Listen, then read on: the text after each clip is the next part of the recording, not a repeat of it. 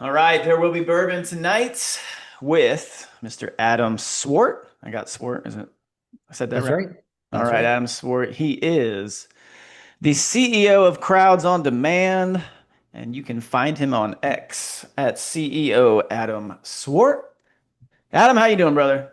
Very good. It's nice to be with you, Eric. I'm a bourbon lover. It's a little early Nice. in the day for me, but I do love bourbon on ice cream or on the Nice. rocks, whatever. It's a great beverage. I had the great occasion to go to some of the bourbon facilities in Kentucky, so I've Nice. been to the heart of bourbon. So yeah, it's good to be on your program.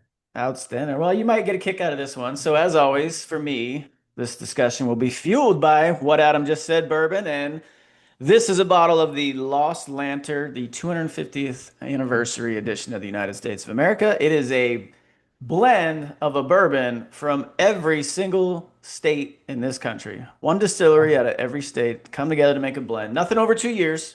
So it is not a very, it's not an aged bourbon by any means, but it is cask strength. It comes in at 61.5%. And if you look at that, that definitely looks like it's more than 2 years. So they did some good work.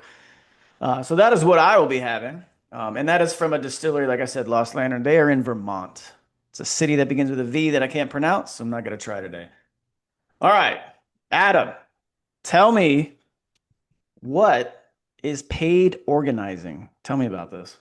All right, let me tell you a little bit about it. I was just looking at where just before we get into it, what is it called? Lost Lantern Lost Bourbon. Lantern. I just Yep. wanted to look at this and where is it from? You said it's from Vermont? It is from Vergennes, Vermont. Vergenns. Wait, I see it as N-E-S, yeah. Lost Lantern Spirits. okay, I'm just looking this up. I want to do a good promo for this Lost Lantern. Is this a paid promo or is it Not at all. No, I just No, that's good. I That's just do even something more different. genuine. So that's a perfect entry point to talking about paid demonstration. So you're just a passionate dude who just likes bourbon. So you just like to talk about bourbon from a very objective, I just uh, like to talk with bourbon fueling it. We don't have to talk yeah. about bourbon at all. Okay, I like this. I like this. So let me tell you a little bit about paid. What is it you asked me about paid organizing? Paid organizing, yes. Paid Yes. protesting. Okay, paid protesting. Yeah, so this is what I do for a living, right? Yeah. I run a company called Crowds on Demand. We're the largest provider of compensated demonstrators. The way I look at it is we pay demonstrators the same way you'd want an attorney. You'd probably pay your attorney. You'd probably pay your um, doctor, you pay your congressman, you pay, Joe Rogan, right? People are paid for what they do that has a benefit. Now, the reality is a protest is more like an advertisement for a cause than a Yeah. plebiscite. So that is to say, what is a plebiscite? It's the idea of, okay, there's 50 people on one side of an issue and 300 people on the other side. Is the ratio 1 to 6 in favor versus against? Or perhaps does the number of people who showed up not exactly reflect the sentiment of the issue, right? The purpose of a protest is to spread awareness, right? And that number of people that you require may be different based on what you are looking to accomplish, right? So if you are looking to get local media attention, you may be able to get on the local news with 20 or 30 people protesting, right? You may be able to get local visibility and local results, right? Now, if you are looking to, let's just say, pursue a constitutional amendment, which is very hard to do, Right. you may need to turn out millions of people because it's something we have rarely actually done in American history, Right. right? And it is requires an overwhelming amount of support. So, based on what you are looking to do, informs the number of people you need to turn out and the level of awareness you have to do. But the ultimate purpose of a protest is the same as a purpose of buying a Super Bowl ad, right? What you're looking to do is have people know about what it is that you're talking about and a compelling message, and people are great. There's one way of doing so. So let me devil's advocate, play a little red team action on here. Please. When you say that, the way you describe it, I get it, totally makes sense to me. But what do you say? Now, not again, this has nothing to do with you, but what do you say to a protesting organizer who is doing what you said, and someone from the outside looks at that as inauthentic because these people don't, it doesn't sound like they truly care about it. They just sound like they're coming to participate in it because there's some compensation at the end. Well, so let's unpack that a little bit. It's a good Yeah. question. Well, number one, every person that we turn out is actually a genuine supporter of the issue. We actually vet people for that. So, Okay. obviously, I should Okay. say, Crowds on Demand only does peaceful, lawful, respectful advocacy.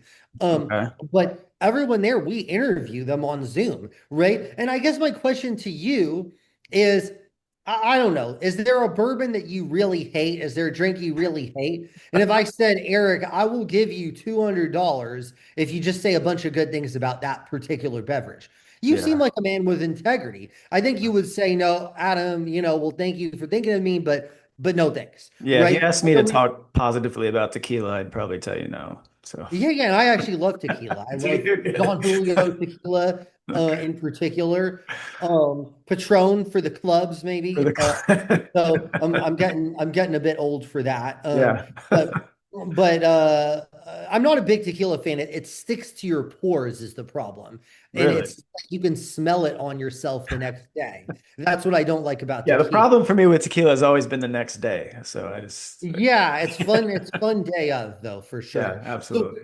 but I guess my point is that you're kind of affirming my point, which is that though for what people are paid, they're not going to betray their core convictions, right? Hmm. They're getting paid for their time, not for their opinion, right? So the way that I look at it is I democratize protests. So I'm giving people who have kids, who have a job, an hourly job that they can't easily take time off of, the opportunity to say, hey, I'm doing an event, I'm doing a protest in favor of funding our police department, Yeah. right? Well, maybe I work hourly at a fast food restaurant. I can't, if I go to this, I want to support the police, but if I go to this rally, then I'm taking a day off of work. So that's, I know, what am I losing from that? I have to get Right. childcare. What am I losing from that? Right. I have to pay for parking. What am I losing for that? Perhaps, right? Depending on where. So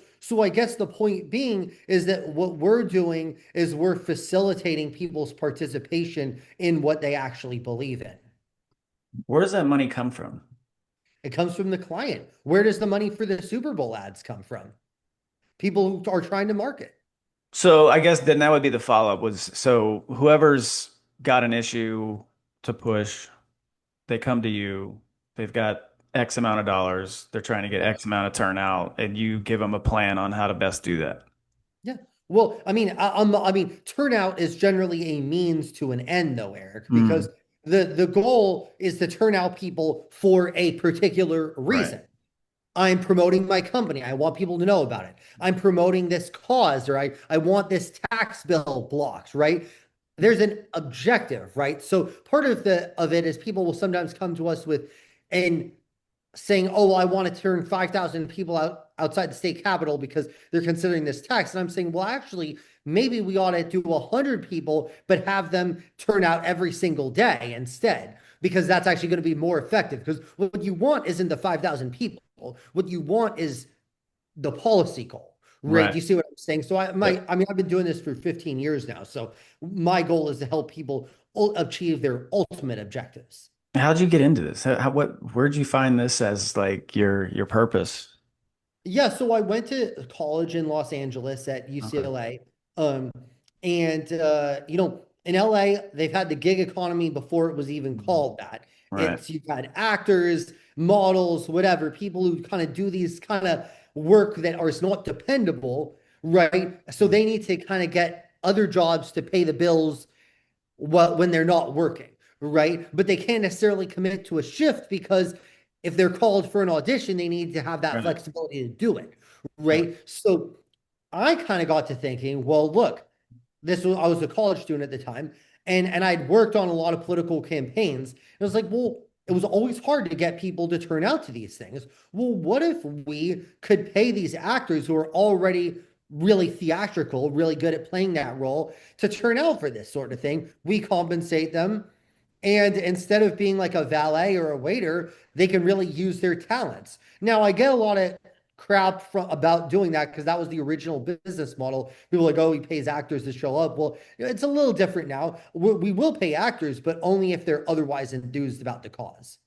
How do you determine that? Like, because if they're We acting vet. and you say you vet them, but if they're acting, how do you you know what I mean? So it's Well, if I ask you, let me put it to you this way, Eric, I ask you, do you like that bourbon? Mhm. It's good, right? The Lost Lantern bourbon. I mean, maybe you're lying to me, but I think you're not. I think you are sincere, right? I mean, if you apply to work at Starbucks and they say, "Are you passionate about coffee?" and they say yes, well, okay. I mean, what? I mean, am I supposed to have a polygraph done? I mean, I think I guess here's just and this is just me speaking. This isn't everyone, but I could say it's me, it's my peers, it's my circle. There is nothing on this planet outside of maybe some sort of really dark and arcane outcome that would get me to go to a protest because I just don't find it to be a smart thing to involve myself in. I think you speak for a lot of people Right. because frankly, they don't want to. I mean, I know people similarly who said I would never go to a concert. I would never go to a music festival. I There's definitely would go to certain concert. events that are just Yeah. not fun for certain kind of people. There Yeah. are people who go to protests all the time. You know what I mean? Like I love protests. So I go if when I'm traveling, I always look at, and if I see a protest, I always try to be like, what is it? I don't necessarily agree with it or not agree with it. If I don't speak the language, I'm really trying to be like, what are they protesting? Yeah. And I'm really curious about that. So you aren't interested. That's fine too. No, I'm not. It's not that I'm not interested in I'm interested more in you said at the beginning of this, like the goal is the policy goal, right? And Oh so, yeah. we go into some of the stuff that you've done that um like the No King stuff, for instance. Do you think that has in any way been effective in terms of policy change? Well, that's not us. So, Right. so I can speak objectively about that because that is not my Okay. work. So, Right. I mean, I'm happy to talk about my own work as well. But I won't be objective on that. I'll talk it up and tell you Yeah. why it's great. That's the greatest, yes. But no kings. I mean, Because I don't think anyone thinks that's organic. And that's and it doesn't what have is to be, but it also organic? does it I just mean, it comes Eric, off as what? inauthentic. Okay, but what is organic? Give me an example of what is organic. Well, I mean, it doesn't have to be a positive one, right? I would say I organic would be everything that followed the George Floyd stuff, the whole summer of love nonsense. Like that Oh, just you mean that the that was stuff that was organic. funded by corporate America, donations from corporate America, like Yeah, no, I'm indulgences not I'm not that disagreeing with are you what funded came by after the billionaire fact, but donors? I mean, but it took the it stuff took a that flashpoint in order to get to that point because corporations then decided like, oh, this is the corporations were side we have funding to the be BLM. on. The Right. corporations were funding the BLM, Right. right? Mhm. The same way that they're now funding MAGA, because they're funding whoever they think that is controlling the way the wind blows, right? Right. So of course they are. Um, uh, the reality is in order for a movement to succeed, Eric, you have to have two things, and we'll get to that with No Kings. You have to have money Mhm. to get visibility, Right. and you also have to have a compelling message. So if you only have money, you will get visibility, but your message will ultimately not succeed, Right. right? What you need, and MAGA has it, gay rights had it, civil rights had it, right? The Obama movement had it, right?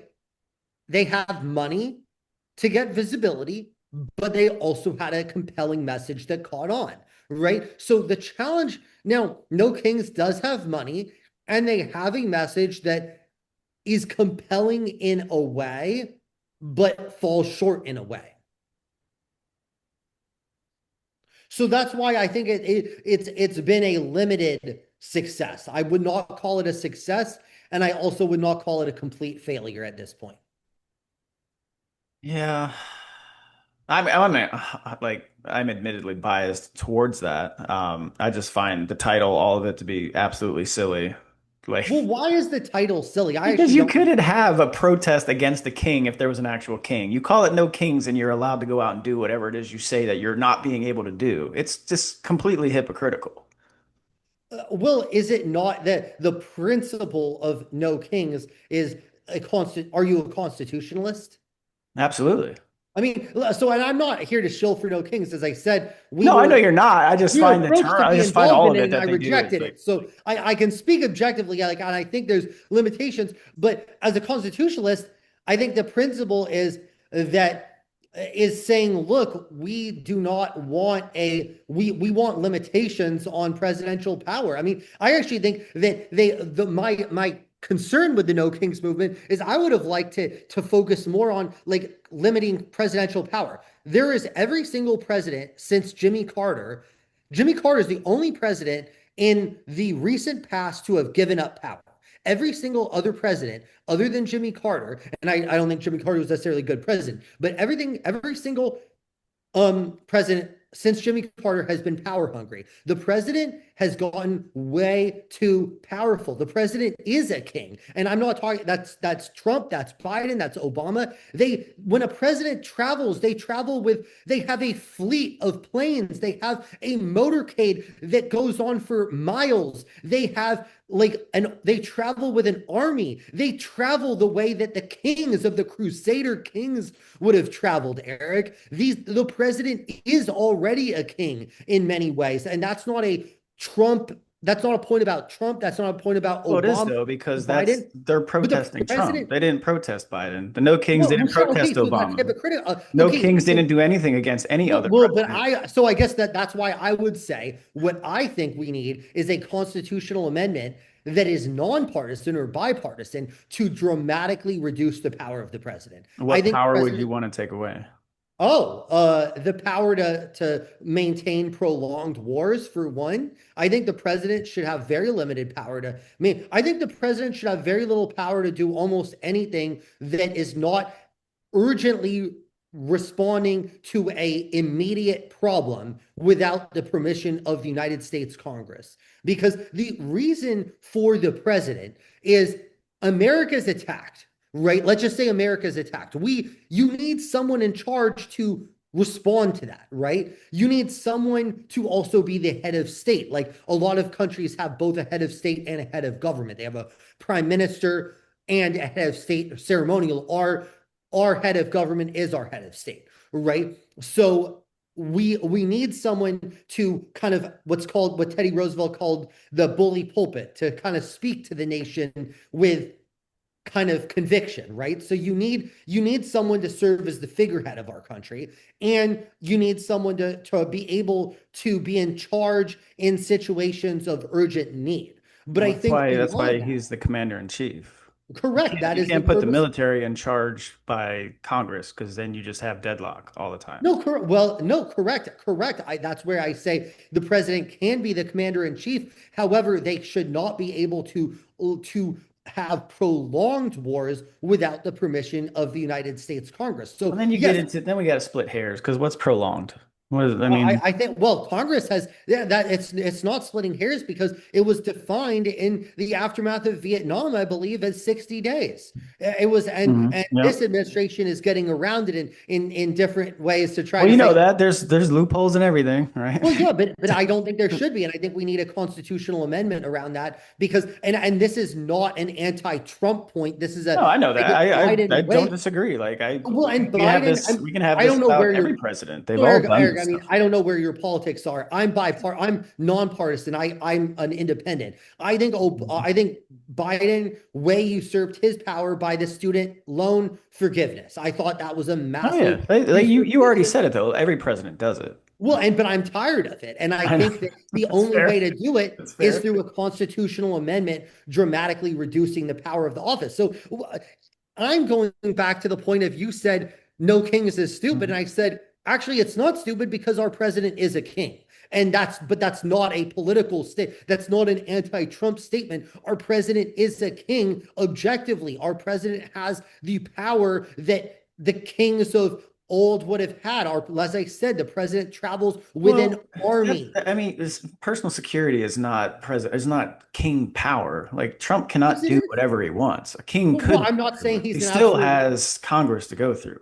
Yeah, but he We hear him also, every day talking about various things that he wish were that's done fine, but the and they don't presidents get have done in the also, Congress. yeah, but the presidents have always spoken very derisively about Congress. No president, as I said, since Jimmy Carter has had a lot of respect for, like I they've think that's just part of grudgingly the game. accepted It's the at game. times, but they have not respected the separation of power. They have not. None of them have. And Trump, I think, has actually gone beyond, but I think that none of those presidents have really had a whole lot of respect for the power. And I get it. Congress is useless and slow, and they're mostly a bunch of creeps, right? I mean, not that our presidents aren't creeps themselves, but like Congress are mostly a bunch of geriatric sex offenders, right? So I understand not having a lot of respect for them, but they are duly elected, and hopefully we can get people who aren't that. But you see what I'm saying, right? Like I think that we're in need of actual separation of power. As a constitutionalist, if Washington and Jefferson and Madison and Adams and Hamilton came back, they would say the president has way too much power. And that would not be, and they would say that our presidents have been acting like kings. And that's where no kings comes from. Now, the marketing of that is not good because I think their movement is focused solely on Trump when in fact other presidents have also usurped power. Yeah. What I would like is for a movement to say we are against all presidential overreach and we are looking to make lasting change to reduce that overreach. Right. And I think that just goes back to what I was saying. Like I think a lot of this will just disappear as soon as his term's up because Well, it's not, that's fine. you know That's what I mean? probably Like true. I mean, so you're saying people are hypocritical, yeah? And are you saying that the 100%. Republicans who were questioning Biden's overreach No, they're were worthless as well. Like hypocritical? Yeah, I'm probably more aligned with you when it comes to just hating everyone at this point when it comes to yeah. politics. So yeah. I mean, okay. But yeah, So like there yes, was both no parties are who was hypocritical. that. But I guess that would be my thing is because well, who's ultimately like participating in these protests, the No Kings or whatever? It's mostly people on the left. Like we get that. Maybe there's a few from the right who believe in this No Kings concept that you're describing. Doubt it, but maybe there are, and they're actually in those Well, they crowds. should. They Well, should I if they're know, but what my constitutional. point is, conservatives don't protest anything. The only thing they protest is That's the true. They pro-life don't movement. protest a They lot. protest Yeah. pro-life. We do that annual and out in January every year, February, whatever it is in DC. But outside of that, they're not protesting anything a Democrat president does. Yeah, that's true. So Well, they don't do a why do you very good think there's job the of disparity in like yeah, political spectrum well, protesting and who does and who doesn't? Why do you think well, that? that's a historical question. The Mhm. protest has always come naturally to the left. I mean, this is throughout history. The left is a more natural oppositional movement. Now, it's the challenge comes is the left has been in power a lot as well. Mhm. Kind of juxtaposing being an oppositional movement when you're in power has always Yeah. been a challenge for the left when they are in power. But I mean, the left is, I mean, the 60s, I mean, you've had gay rights, civil rights, feminism, all that stuff, right? So the left has a history of protest. The right has more of a history of what's called silent majority, right? Mhm. Which is Yeah. a That's a good term point.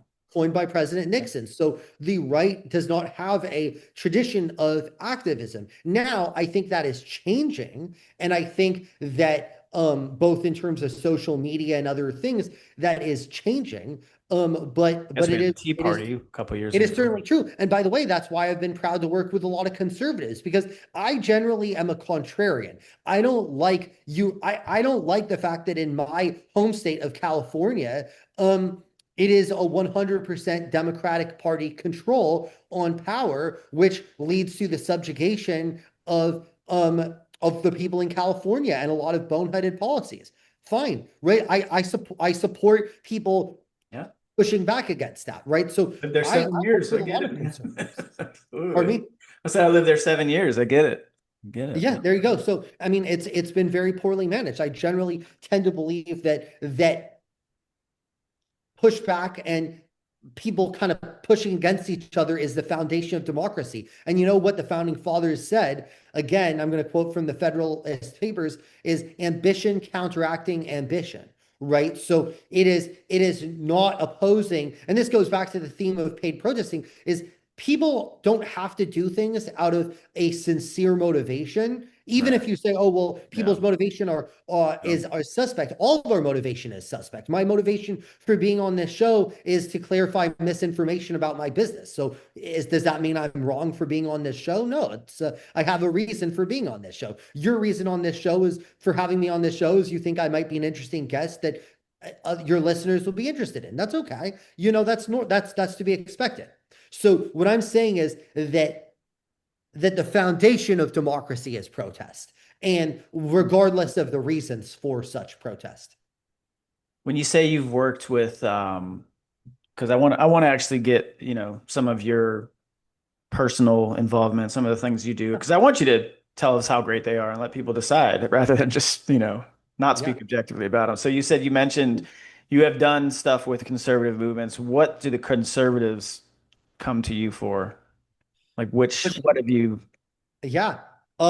Pushing back on defunding the police, pushing back Mm, on boneheaded tax ideas, boneheaded regulation, pushing back on policies that promote kind of really radical ideologies in schools and all of mm, that. yeah, And again, I'm a political independent, but what I think of myself as very common sense. So right. I'm happy to work with conservatives on those issues because I think those are Probably like common. most people, Adam. I think a lot of people are in common sense at this point, and we're just Exactly. be on one Well, side of why the would room or I? other.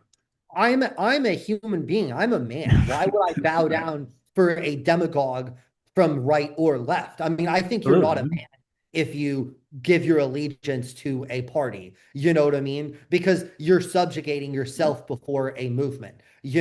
Like I refuse to do that. I I am like an that. objective observer and I will decide which candidate, Democrat or Republican or neither, in each individual race best fits with my values. Yeah. Do you think, or have you seen a bigger willingness of the right to participate or to get involved in protesting? Yes. Because it goes back to what you said. There's a history of the left, like it's just a natural thing for them to do. Like, oh, what are Yep. we upset about today? Or what do we want changed today? Let's go out and protest, starting at the campus level and going all out. Whereas Correct. conservatives, as you said, it is the silent majority where most people are just like, I don't think that way. But they Yes. don't make it known, right? Hence where the silence comes in. Yes. But you say you are seeing a bigger, like a groundswell What I towards always say the is conservatives are never going to attract the right. same exact turnout as the left. It's almost mathematically impossible for them to do that. But any movement is numbers are not everything, right? The Right. British Army outnumbered the Continental Army, right, in the Yeah. American Revolution. It is not a numbers game, it is a strategy game, right? So, what I always tell anyone, whether it's whatever the cause is you want to be strategic. So, like, let me just give your listeners some advice. So, if you're of it and trying to be an advocate, number one, a lot of movements, like, and you mentioned the left is good at turning out people, but they're not always good at being strategic, right? They're like, oh, well, we're really upset about Trump, so we're going to have a protest outside the chancellor of, UC Berkeley. It's like, okay, because that guy is a big Trump supporter, right? So it's like, you see what I'm saying? So, Yeah. No, I get it. first Yeah. off, figure out what it is that you actually want to achieve, Right. right? Um, then, okay, so what are the goals, right? Then figure out, well, who is empowered to help you achieve those goals, right?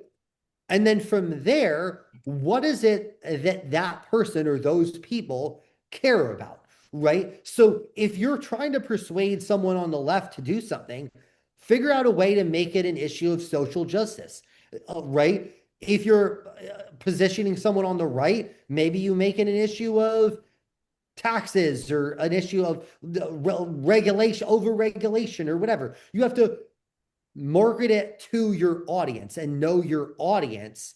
Um, and then you've got to be relentless and you can't accept lip service because a lot of politicians, actually anyone, because a lot of what our campaigns are is not even political. CEOs, politicians, the higher up you are in the food chain, one of the greatest skills, chairman, NFL commissioner, right, is Yeah. you're really good at listening to people, Hmm. telling them that what they want to hear, but not doing what they want to do, right? So, like, if you look at Roger Goodell or something, like, he's a thoroughly mediocre individual, seemingly, right? He's not particularly charismatic. He doesn't seem particularly brilliant, I don't think. But what is he really good at? Why does he get paid, I don't know, ungodly amount? 67 million's coming up. For me, 67 million. is that how much he gets? Yeah, it's Uh, a lot of money, right? For like a seemingly very mediocre man, right? But he's not mediocre in one way.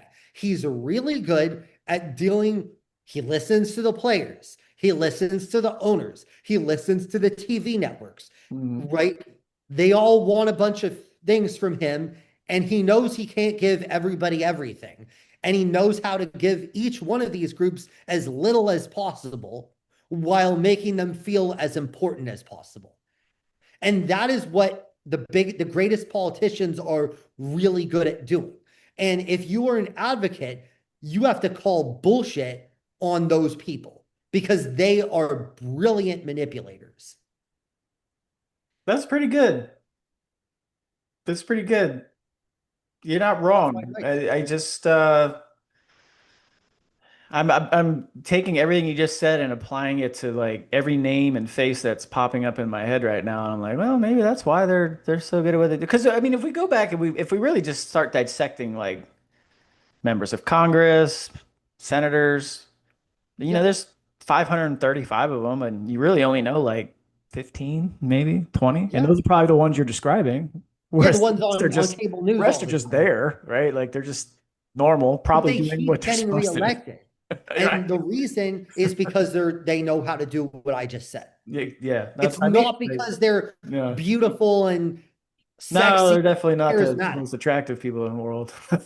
Yeah. Who is it that Yeah. said the it's like the prom for ugly people is being a Yeah. politician? That's what they say for DC.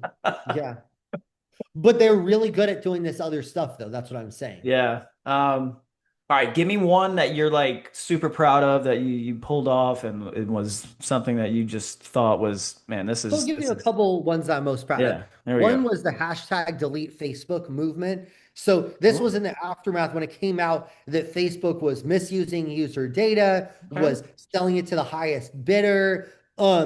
This was like in the aftermath of the 2016 election, allowing people to buy ads and like manipulate it, and contributed even to a genocide that occurred against Muslims in Southeast Asia, right? Because of misinformation that was kind of let just sort of fester, right? That was just created like such hate because of that misinformation.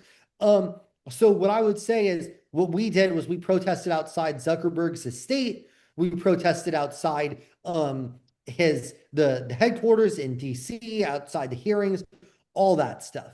Um, and it was very successful, right? They even changed their name to Meta after that, and they made it harder to do political ads. Now, I think there's still a very problematic company. And another one that we did was we ended a very not well publicized, but problematic discrimination against the LGBT community by insurance companies. There's a not without going into excessive detail, but there was a backdoor that a lot of insurance companies were using to deny coverage to LGBT people based on certain other factors that were correlated to it. And we were hired to sort of hold these insurance companies accountable, and we did with a effective campaign that brought in the insurance commissioners to say like this is bullshit, you have to stop it, and they did. So we kind of saved the life insurance policies of a lot of the LGBT community from flagrant acts of discrimination. So what I love is taking on these nuanced cases that are not publicized, but Yeah. where pressure and targeted action is effective. No, those are good. That's the Zuckerberg one. I do vaguely remember some of that. I mean, 10 years ago at this point, but you're right. That whole So that's post a publicized one, but the other one wasn't, got yeah. very little publicity, but it Yeah. was still effective. So I gave you two, like, yes, one got a lot of Yeah. publicity, the other didn't, but they both, Both effective. Yeah. publicity is a means to an end. Right. So sometimes you need to get publicity, get what you're looking for. Other times you can just put that level of pressure through protest, through phone calls, emails, whatever public action without even getting like widespread. There was media coverage, but not on this huge basis. That's a good follow-up. In your opinion, what is the best method to affect change in terms of protesting? It's 'Cause everyone exactly just people just it's assume it's just going outside and holding signs and all, but there's other ways, right? it's There's other, exactly what I said. yeah. It's you have to know it's be targeted with what you want, be Mhm. focused on who can help you, and figure out what matters to those people, whether it's protest, whether it's phone calls, whether it's in-person meetings, whether it's a blimp over their house. I mean, whatever it takes, figure out what it is that is going to persuade them. And protest is one good way.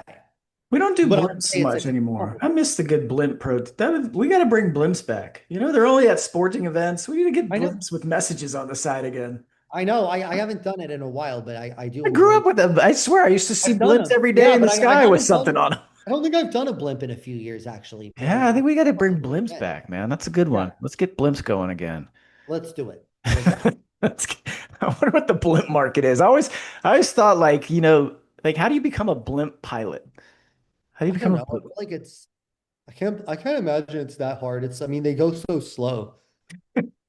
I don't know. I They don't know. seem well. I mean, the early form of them was pretty dangerous. I mean, we got the Hindenburg, we got all kinds of like, Air Yeah. 101. We got all kinds of really bad. But that was the whole gas thing, and we realized that's not a good idea. Don't fly with helium. You can Yes. not good. Uh, what what have you ever said no to anybody? We say no all the time, for a few reasons. So obviously, budget is one factor, but additionally, but that's not really that interesting. The part that you're asking is like, okay, like if the Nazis want to contract with us, like, would we take it? And obviously Right. the answer is no. I Right. mean, and of course I support the First Amendment. So I while I find Nazis to be reprehensible, like I support even the most reprehensible forms of speech because without those, there's no way to actually guarantee free speech. So I like to be clear about that. But Yep. I wouldn't take their business. And the other thing is we don't put PR. We try to be very diligent. I've been in business for 15 years. I don't want to like how deploy people in a protest where you have Proud Boys on one side and Antifa on the other. I'm like, I don't want to get people mixed up in all that stuff. I think the secret to our longevity as business, why we've been around for almost 15 years, is we vet our people, the people who work for us, and we vet the people we work for as best as we can. Of course, you can never do it perfectly, Right. but we try our best.